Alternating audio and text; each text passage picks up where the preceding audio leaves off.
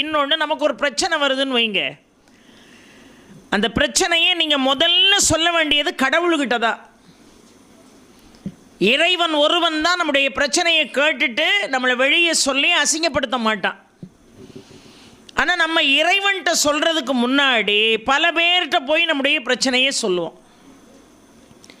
இந்த பிரச்சனைகளை கேட்டு அதுக்கு ஒரு தீர்வு சொல்லிவிட்டு அந்த பிரச்சனைகளை வெளியே சொல்லாமல் இருந்தால் அவன் கடவுளுக்கு சமம், கேட்டவன்.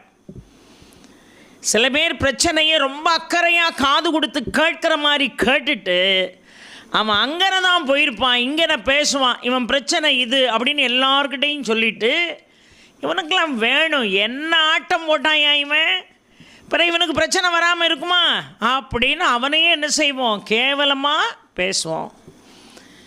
ஆக உங்களுடைய பிரச்சனைக்கு இன்னொருவன் முடிவெடுக்க முடியாது. உங்கள் பிரச்சனைக்கு நீங்கள் தான் முடிவு தேடணும். நம்ம